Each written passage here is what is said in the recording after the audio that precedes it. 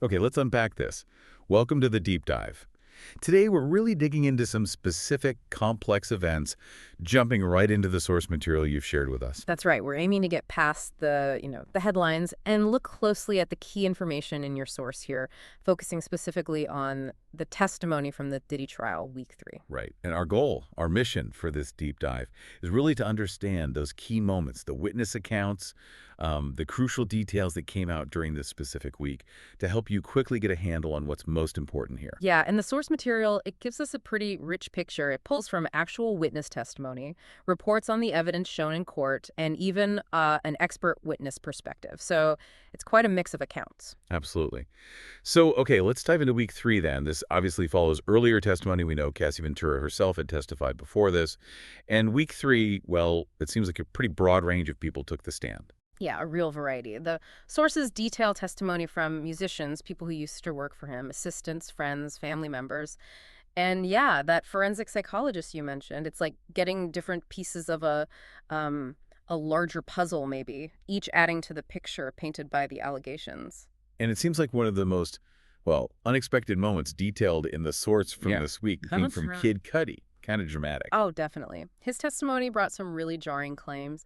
He got up there, acknowledged he'd had a past relationship with Cassie, and then basically said he believes the mogul blew up his car as payback. Payback. Payback for what, exactly? Well, first he talked about an alleged house break-in. This was back in 2011. He said he found out from one of Combs's employees, called Combs directly, and the source quotes him confronting Combs, saying, "Motherfucker, are you in my house?" Wow. And what was Combs' alleged response to that? According to Cudi's testimony, Combs just said, "I am here waiting for you." Cudi testified that when he got back, yeah, stuff was moved around and his dog was locked in the bathroom. Huh. That's specific. The dog in the bathroom. And the car incident that happened soon after. A few weeks later, yeah. He testified he found his car, his Porsche, I think, on fire in his driveway.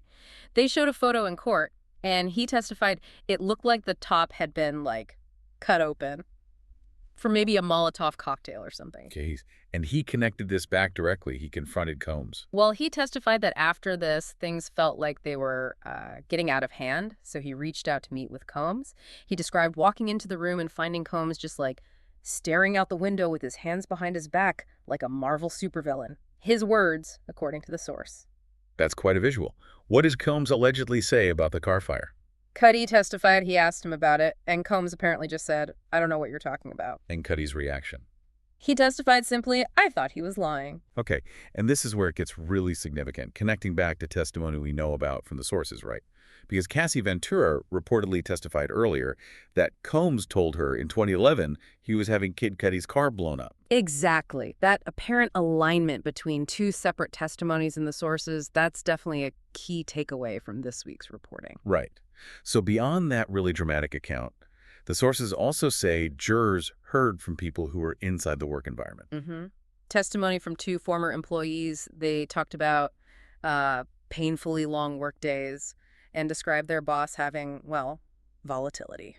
Okay, so painting a picture of the alleged atmosphere there. And then another really significant account came from the singer Dawn Richard. Right, she was in groups Combs managed, like Danity Kane, Diddy Dirty Money. And the sources do note she has her own separate sexual battery lawsuit against him, too. Yes. And she described this alleged incident from 2009. She testified Combs came into the kitchen, yelling, screaming at Ventura where the fuck was his eggs. She testified he tried to hit Ventura with a frying pan. Ventura fell down into, like, the fetal position. Oh, man. And according to Richard's testimony, Combs then allegedly kicked and punched her before dragging her upstairs. And she heard it continue from downstairs. Yeah, she testified she heard glass breaking and yelling afterwards. But she also said she was afraid, that things would escalate further if she got involved, so she didn't intervene right then. That sounds incredibly terrifying to witness. And what about later? Any follow-up? Richard recounted Combs allegedly warning her and a friend the next day, a friend who was supposedly also there. She testified he told them something like, where he comes from, people go missing if they say things. And then he gave them flowers. Followed by giving them flowers, yeah. That's what she testified. What a chilling sequence. Did she testify about witnessing other alleged incidents? Yes, she did. She testified to seeing alleged abuse frequently between, say, 2009 and 2011, said she saw him punch Ventura in the face at a concert. hit her in the stomach hard enough at an industry dinner that she doubled over. Apparently, Usher and Neo were there too, allegedly. Wow. She also testified he would allegedly choke her, drag her, slap her in the mouth, and kick her. And what does she say might set off these alleged incidents? According to her testimony, it varied. Sometimes Cass speaking up for herself, sometimes it seemed random, or maybe just her having an opinion. Okay. But the defense, they pushed back during cross-examination, didn't they? They challenged her account. Oh, absolutely, that's their job. The defense pointed out what they saw as inconsistencies across her different statements.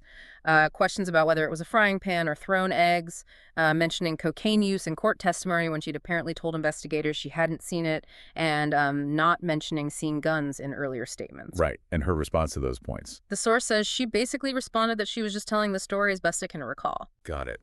Okay, another really powerful witness this week, according to the source, was Carrie Morgan. Yeah, and her perspective is different again, right? She was described as Cassie's close friend for over 17 years. And the source says their friendship actually ended because of something involving Combs. That's what Morgan testified, yeah. She said it ended in 2018 after Combs allegedly assaulted her, Morgan, and she felt Ventura protected him in that situation. Wow, okay. She also talked about how Cassie allegedly changed during the relationship. She testified Cassie lost her confidence big time and lost her spark. Morgan testified she saw both alleged physical abuse, saying she saw him hit her, pull her hair, kick her, push her, and mental abuse as well. And she described a specific, really harrowing-sounding incident in Jamaica back in 2013. Yeah, she did. She testified Combs got angry because Cassie was taking too long in the bathroom. Then Morgan heard this awful, guttural scream. She testified she watched Combs drag Cassie out by her hair, toss her onto a brick patio. She hit her head and apparently lay still for almost 30 seconds. Oh my God. What happened right after that? Well, Morgan testified she and Combs started shouting at each other. Then suddenly, Ventura apparently just sprang up and ran off into a wooded area. She just ran. Yeah. And then both Morgan and Combs apparently got into golf carts and started chasing her. Morgan testified she found her first, and the two women actually hid in a ditch for several hours while Combs was supposedly looking for them. Hiding in a ditch. Okay. That detail just, it really paints a picture of the alleged fear. He does. Morgan also testified about seeing Cassie after that alleged 2016 hotel incident, the one caught on video. Yes, she did. Morgan testified Cassie came home afterwards looking slumped, and when she pulled back her hoodie, Morgan saw she had a black eye. And Combs allegedly came looking for her. Morgan testified that about half an hour later, Combs showed up and was apparently battering the door with a hammer. She described Cassie as being almost unresponsive at that point, testifying, "I don't think she cared if he came in and killed her." So heavy. Did Morgan say she tried to get Cassie to leave him? Yes, she testified she did, but that Cassie felt like she couldn't. That leaving would mean losing all of her livelihood. Why? Because of the control. That's what Morgan testified Cassie expressed. Because of her job, her car, her apartment, Combs controlled everything. That's how Morgan explained it. And that incident that ended their friendship in 2018, Morgan testified Combs assaulted her. Yes. Morgan testified that at Cassie's apartment, Combs attacked her. She said he came up behind me and choked me and left finger marks on my neck and hit me in the head with a wooden anger. Said he hit her hard enough she threw up and later needed treatment for a concussion. And after that alleged assault, Cassie offered her money. Morgan testified that, afterwards, Cassie offered her $30,000 to sign an NDA, a non-disclosure agreement. Morgan said she signed it, took the money, and then cut off contact. It's layer upon layer of alleged control and trauma in these accounts. And speaking of that feeling of being unable to leave, David James also testified. He was Combs's personal assistant between 2007 and 2009. Right, he was the one who talked about that alleged incident involving Suge Night, where Combs supposedly gathered up guns. Yeah, that was his testimony. Learning night was nearby, Combs allegedly rounded up guns, and the whole entourage piled into a car to, stake out a diner where night might be. And when the defense asked him why he didn't, object or question his boss, his answer was quite telling about the alleged power dynamic. It really was. The source quotes his testified response. "Respectfully, sir, you have someone with 3 guns that close proximity. I didn't think I had the option to say something." Yeah, that paints a pretty clear picture. He also talked about a conversation he had with Cassie early on in her relationship with Combs. Yes, he testified she'd remarked the whole lifestyle was crazy. He asked her, why didn't you just leave? And her alleged response, it kind of echoes what Carrie Morgan described, right? Yeah. That feeling of being stuck. It really does. James testified. She told him, I can't get out, you know? Mr. Combs oversees so much of my life. He controls my music career. He pays for my apartment. He gives me an allowance. James testified he just didn't see how she could easily get out. And James also mentioned hearing Combs say something about Cassie. Yeah, he testified. He allegedly heard Combs remark to one of Cassie's colleagues, Cassie's good. I got her right where I want her. She's young. Hearing all these different people describe this alleged pattern of control, financial dependence, fear, it makes the testimony from Cassie's mother, Regina Ventura, also quite significant this week. Yes, her testimony added another dimension. She described learning about alleged abuse and threats back in 2011, specifically related to Cassie's relationship with Kid Cudi at the time. How did she learn about it? Through an email from Cassie. In that email, Cassie allegedly wrote that Diddy was threatening to release sex tapes and was demanding $20,000 back from her. $20,000. Yeah. And threats, too. Yeah, the email, according to the testimony, said, he has also said that he will be having someone hurt me and Kid Cudi physically. He made a point that it wouldn't be by his hand. He actually said he'd be out of the country when it happened. Wow. That's quite specific. Did her mother see any physical signs? Regina Ventura testified that Cassie showed her bruises during the holidays that year. She said she actually photographed them because she was so scared for her daughter's safety. And did she pay the money Combs allegedly demanded? She testified she did. She actually took out a home equity loan to wire Combs the $20,000 he'd requested. She took out a loan, but Combs sent it back. Apparently, yes. He sent the money back within about a week. And it's worth noting the source mentioned the defense didn't cross-examine Regina Ventura. Interesting. Okay, there was another witness too, right? Milo Morales?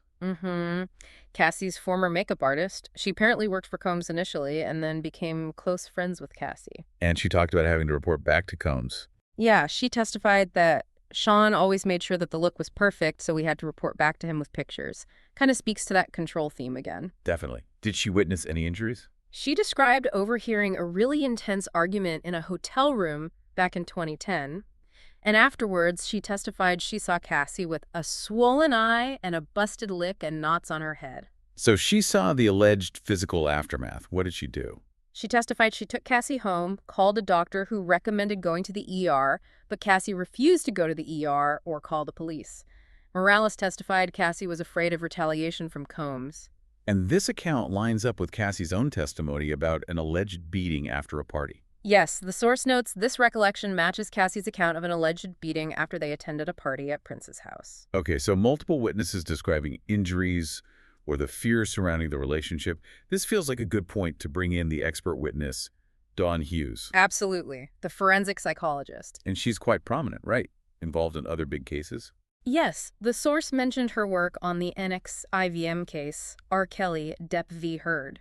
Importantly, she testified here as a blind witness. Meaning she didn't have the specifics of this case. Exactly. She wasn't given details about Combs or Ventura. Her role was to explain general, common patterns seen in violent relationships based on her expertise. Right. So she provides context. What were some of the key points she made?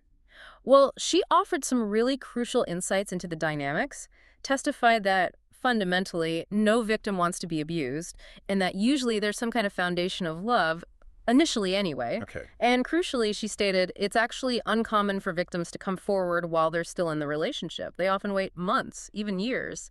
And she added, the closer the relationship to the perpetrator, the less likely you're going to be to disclose. That point about the timing, about when someone might come forward, seems really relevant given the timelines discussed here. It really is.